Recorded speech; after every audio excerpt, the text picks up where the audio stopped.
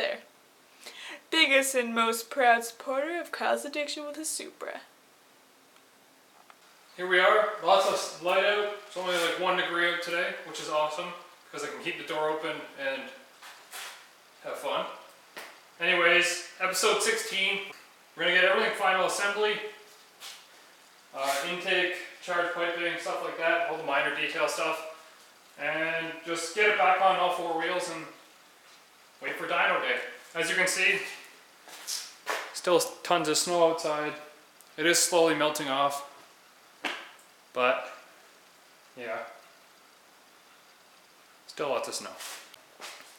I did wire up my Mac valve for my boost control up to the haltech. I didn't film that because there was a lot of wiring underneath the dash and stuff.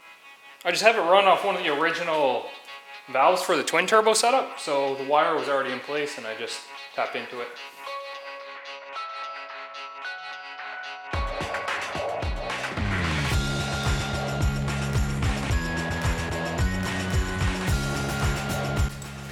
I actually have to clock the compressor housing because it's not where I need it to be to fit this pipe in good, so I'm just gonna loosen it off a bit here.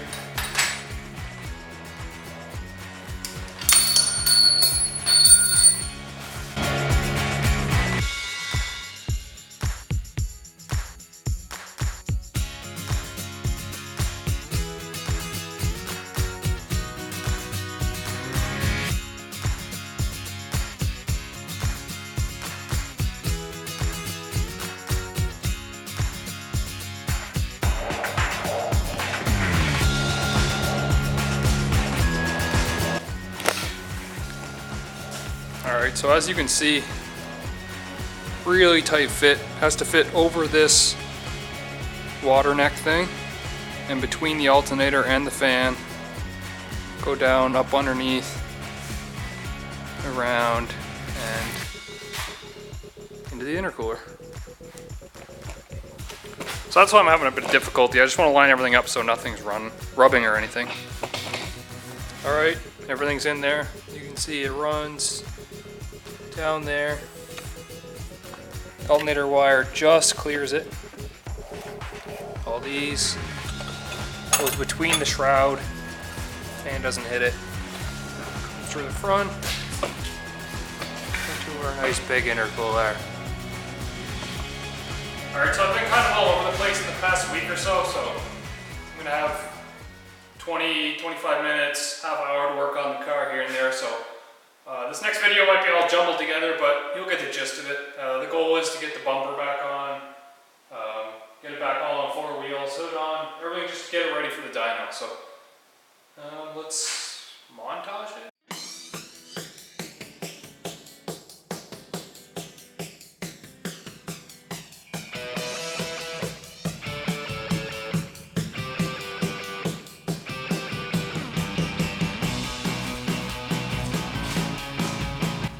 Headlights are absolutely disgusting. They're all cracked and faded and all kinds of garbage, but they're all I have for right now.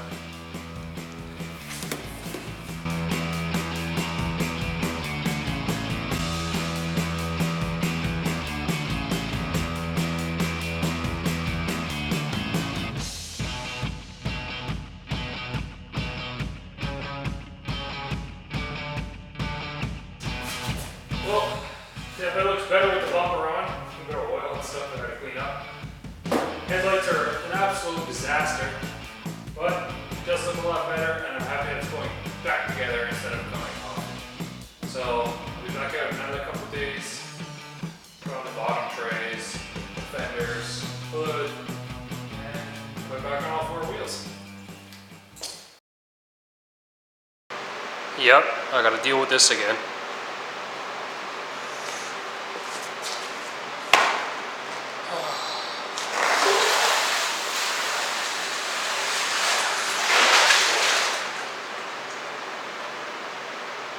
What's happening is there's so much ice buildup outside that the way my garage is sloped down, everything is sloped in from the ice, and yeah, awesome. Alright, so as you can see, the floor is still wet. I'm just gonna ignore it for right now. I'll come back to it tomorrow. I have to chip away like a whole bunch of ice outside that's frozen and not allowing my garage to be sloped outwards. It's all sloped inwards with the ice. Yeah, okay. So first I'm gonna make up a list of everything I have to do to finish off the car. And I'll put it on the window or something so I remember what I have to do. And then we'll get started on the finishing touches. Alright, so what I've got for my list, and I think I've got everything, is I gotta finish bolting on the bumper, like the fenders and underneath the skid plate and stuff. The wastegate, I have to pull that off and put a lower PSI spring in it. I think I have like a 17 pound in it. And I want to run 18 pounds, so I'm gonna put like a 14 in there so I have some adjustability. Vacuum lines, I have to finish the boost controller, so the Mac valve up here. I'm going to wire the launch control into my handbrake so I can like load up the suspension at the strip. Wiring the IAT. I have the intake air temperature sensor wired in on this end and all run. I just have to put it into the haltech side. Attach the hood, of course. I'm not sure if I want to do this one or not, but a map switch for switchable race gas and pump gas tunes, so I can just do it by a switch instead of having to load the map in and stuff. Get some race gas and a set of spark plugs, just for a spare set on the dyno and stuff, so I'm ready for it. So I'm going to start on the bumper and get that all bolted up, and we'll probably pull the wastegate.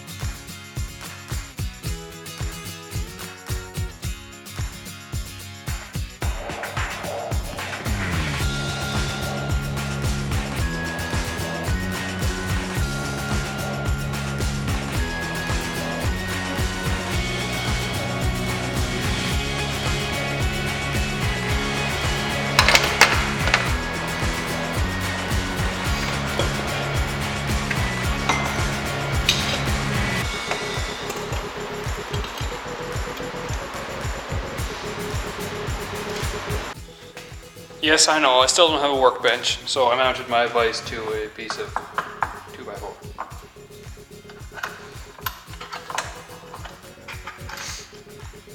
Anyways, this is an external wastegate, tile MVR 44, something like that.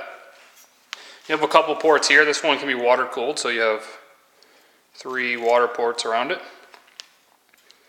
Or 2 water ports, sorry.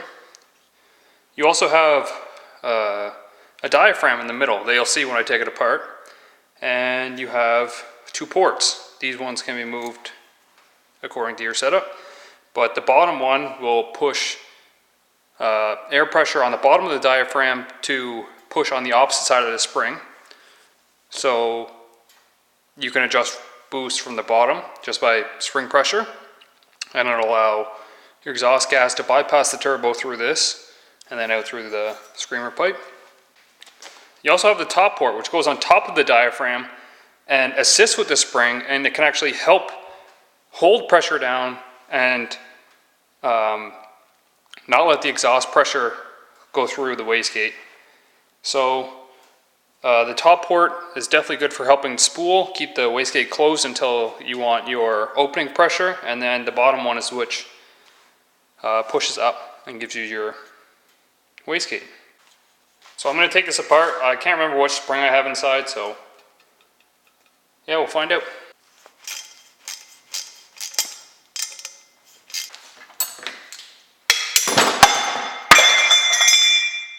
Oops.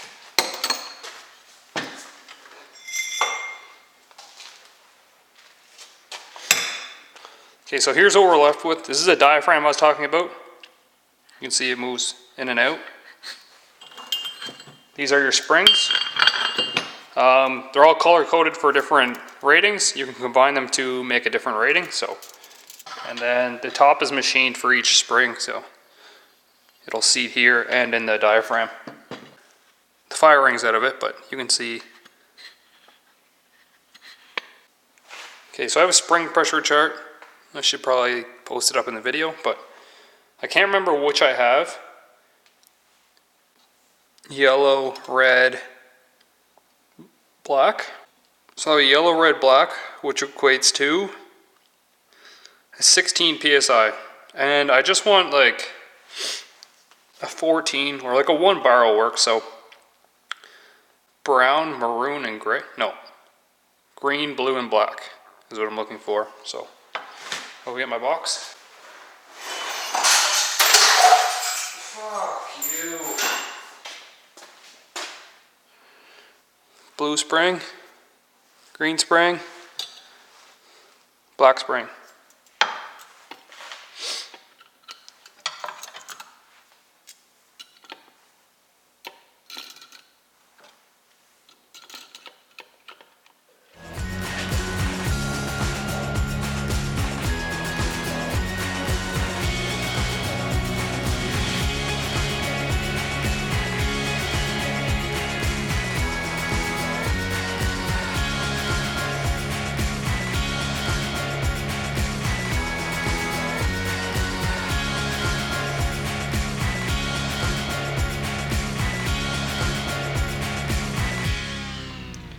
Now it's ready to go back in the car, so I'm going to put the fire ring back in.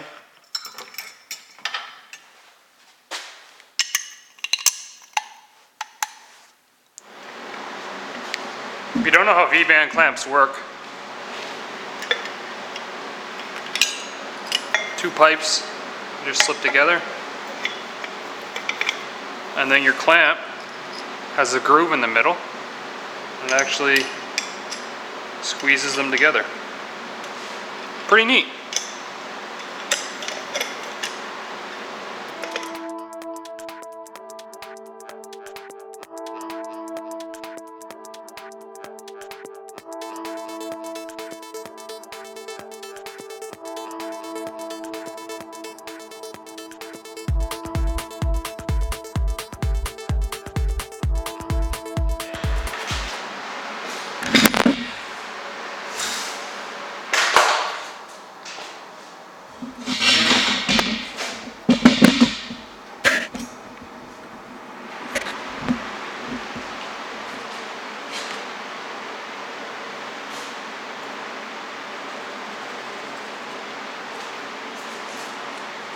Alright, so I'm actually inside editing up the video.